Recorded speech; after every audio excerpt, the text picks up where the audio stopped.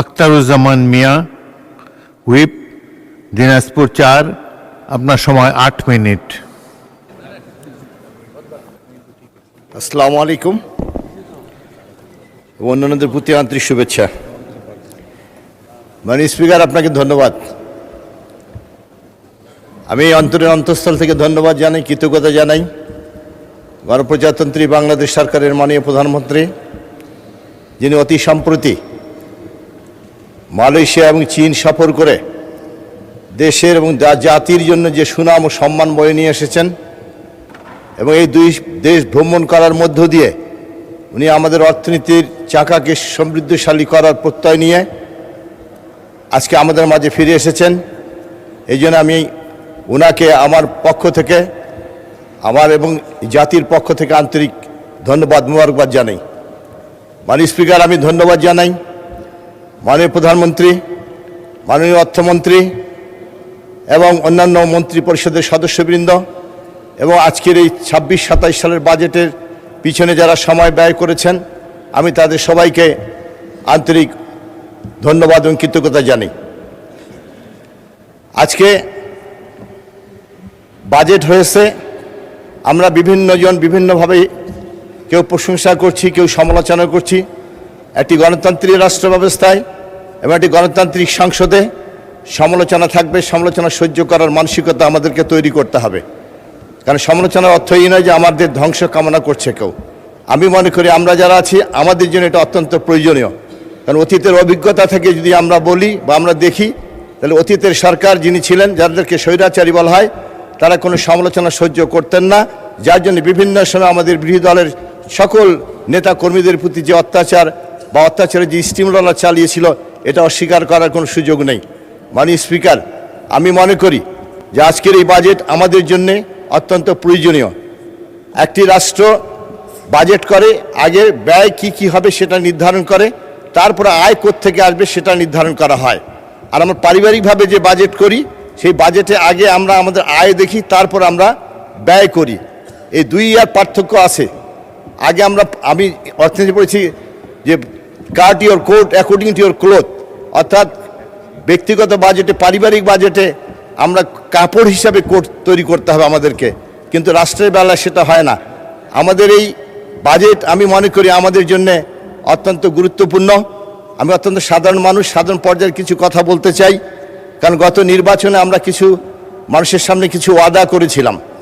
যেমন আমরা ওয়াদা করেছিলাম যে ফ্যামিলি কার্ড আমরা দিব, এবং আমরা জানি যতটুকু যে এই ফ্যামিলি কার্ড আমাদের মা বোনেরা যারা আছেন তারা পাবেন, যারা বিবাহিত যারা আছেন তার থেকে শুরু করে সবাই এই ফ্যামিলি কার্ডের আওতায় আসবে। আমি মনে করি এটা একটি ভালো উদ্যোগ। কারণ আমাদের দেশে আরও অন্যান্য কিছু সুযোগ সুবিধা দেওয়া হয়, যেমন মনে করেন যে আপনার গর্ভবতী ভাতা দেওয়া হয়, দুস্থ মাতাদের ভাতা দেওয়া হয়। এই সকল ভাতা আমরা যদি না দিয়ে আমরা সকল সুবিধা যদি আমাদের মা বোনদের ফ্যামিলি কার্ডের মাধ্যমে দেই, তাহলে আমার মনে হয় যে এই উদ্দেশ্যগুলো ওইটার মধ্য দিয়ে পূরণ হবে। কারণ একজন আমার বোনের বিয়ে হওয়ার পর থেকে যদি সে ফ্যামিলি কার্ডের আওতায় আসে, তাহলে সে জীবন পর্যন্ত সে ওই কার্ড থেকে সেই লাভ পাইতে থাকবে। উনি যদি সংসার না করেন, বিধবা হন, আর স্বামী না থেকে বিধবা হন, তাহলেও তিনি ওটা পাবেন। যদি উনি সংসার না করেন, ত্যাগ করেন, তাহলেও তিনি ওইটা পাবেন। সুতরাং একজন মা এবং বোনেরা এই ফ্যামিলি কার্ডের মধ্য দিয়ে যে সুবিধা পায়, তাহলে আমরা মনে করি অন্যান্য সকল সুবিধা কাটল করে আমরা যদি এই সুবিধাতে আমরা যদি নিয়ে যাই, তাহলে আমাদের জাতি, আমাদের মা বোনরা উপকৃত হবে। সম্মানিত মাননীয় স্পিকার, আমরা সেই সময় কৃষক কার্ডের কথা বলেছিলাম। আমি মনে করি এই কৃষক কার্ড আমাদের জন্য অত্যন্ত গুরুত্বপূর্ণ। আজকে এই কৃষক কার্ড আমরা যদি নির্ধারণ করি, আমাদের দেশে জমির পরিমাণ কত, এবং এই প্রান্তিক চাষি যারা সরাসরি যারা কৃষির সঙ্গে যারা জড়িত, তাদের হিসাব করে, এবং তারা কে কোন ফসল আবাদ করে, এই ফসলে কি পরিমাণ সার লাগে, কি পরিমাণ পানি লাগে, কি পরিমাণ বিদ্যুৎ প্রয়োজন হয়, এগুলা যদি আমরা হিসাব করে আমরা কৃষক কার্ডের মধ্য দিয়ে যদি তাদেরকে সরবরাহ করি, তাহলে আমি মনে করি যে সেটা সবচেয়ে বেটার হবে। তাহলে দেখা যাবে যে আমাদের হিসাবের মধ্যে কোনো গড়মিল থাকবে না। আমি আরেকটি বিষয় বলতে চাই, মাননীয় স্পিকার, আমাদের দেশের কৃষকরা, কৃষি হচ্ছে এই দেশের উন্নতির মূল সোপান।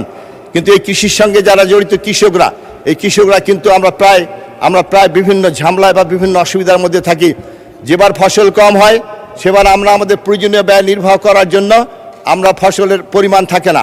আবার যেবার ফসলের পরিমাণ বেশি হয় সেবার দেখা যায় যে আমরা ফসলের মূল্য পাই না, যার জন্য ক্ষতিগ্রস্ত হতে হয়। আমি মনে করি যদি কৃষিমন্ত্রী মহোদয় বা অন্যান্য যারা আছেন তাদের উদ্দেশ্যে বলতে চাই যে আমাদের দেশের মোট জনগণের তুলনায় চাহিদা কতটুকু, অর্থাৎ কোন ফসল কতটুকু আমাদের প্রয়োজন এবং কোন এলাকায় কোন ফসলটা হয়, এইভাবে হিসাব করার মধ্য দিয়ে যদি আমরা আমাদের ফসল নির্ধারণ করি তাহলে দেখা যাবে যে আমাদের কৃষকরা ক্ষতিগ্রস্ত হবে না। যদি কোনো কারণে কোনো ফসলের পরিমাণ সরবরাহ কম হয় তাহলে সেটা অন্য জায়গা থেকেও নিয়ে আসা যেতে পারে, আমদানি করা যেতে পারে। আর না হলে এটা আরও বেশি যে এলাকাগুলো অনুৎপাদনশীল এলাকা, সেই এলাকাগুলোতে যদি আমরা এই আবাদ করি তাহলে দেখা যাবে যে আমাদের ফসলের যে সম্মতটা এইটা থাকলে কৃষকরা ক্ষতিগ্রস্ত হবে না, তাহলে ফসলের মূল্যটা তাদের একটা নিয়ন্ত্রণের মধ্যে থাকবে। আমি মনে করি এই ব্যবস্থা গ্রহণ করার মধ্য দিয়ে কৃষককে আমরা উদ্ধার করতে পারি। মাননীয় স্পিকার, আমি মনে করি যে আমাদের যে হাসপাতালগুলো আছে সেই হাসপাতালগুলো কিন্তু অনেক আছে, সেই হাসপাতালগুলোর যে ব্যবস্থাপনা দরকার সেটাকে আরও সুদৃঢ় করা দরকার।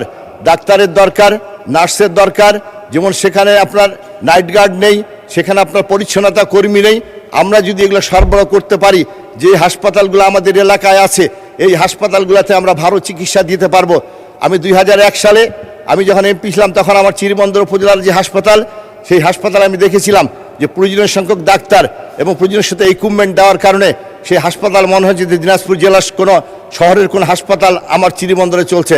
তাই আমি মনে করি আমাদের হাসপাতালগুলো এই রুগ্ন দশা থেকে মুক্ত করতে গেলে আমাদেরকে আগে আমাদের যে প্রয়োজনগুলো আছে এই প্রয়োজনগুলো মিটিয়ে তারপরে আমরা এটার বাড়তি আরও 100 হাসপাতালে যেতে পারি, গেলে আমাদের জন্য মঙ্গল হবে। অর্থাৎ আগে মানুষের প্রয়োজনের যেটি চাহিদা সেটাকে পূরণ করার মধ্য দিয়ে আমরা বাড়তি চাহিদা বা অতিরিক্ত চাহিদা আমরা পূরণ করার চেষ্টা করতে পারি। মাননীয় স্পিকার, আজকে আমাদের বিভিন্ন সমস্যা রয়েছে। আমি মনে করি যে আমি কয়েকদিন আগে আমি একটা কথা বলেছিলাম যে আমাদের নীলফামারী এবং ঠাকুরগাঁও এলাকার লক্ষ লক্ষ মানুষ একটি আত্রাই নদীতে একটি ব্রিজ না থাকার কারণে সেদিক দিয়ে যাতায়াত করতে পারে না। আমি মনে করি ওই খানসামা উপজেলার জয়গঞ্জ থেকে শুরু করে ঝাড়বাড়ি এলাকায় যদি একটি ব্রিজ দেওয়া যায়, এ ব্যাপারে আমি যোগাযোগ মন্ত্রী মহোদয়ের দৃষ্টি আকর্ষণ করছি। কারণ ওই যে রাস্তাটা আছে সেই রাস্তাটা সড়ক যোগাযোগ মন্ত্রণালয়ের অধীনে। সুতরাং সেই রাস্তাটা যদি একটা ব্রিজ দেওয়া যায় তাহলে আমার প্রিয় মহাসচিব জনাব মির্জা ফখরুল ইসলাম আলমগীরের যে জেলা ঠাকুরগাঁও, সেই ঠাকুরগাঁও থেকে নীলফামারী একটা সংযোগ হবে। আমি মনে করি এ ব্যাপারে প্রয়োজনীয় ব্যবস্থা গ্রহণ করা উচিত। যদিও ওই ব্রিজ আমি জানি যে আজকের মাননীয় প্রধানমন্ত্রীকে আমি ধন্যবাদ জানাই এই জন্য যে 2001 সালে নির্বাচনের পূর্বে উনি আমাদের আত্রাই নদীতে ব্রিজ দিয়েছিলেন, সেই ব্রিজ এখন আজকে অনেক বেশি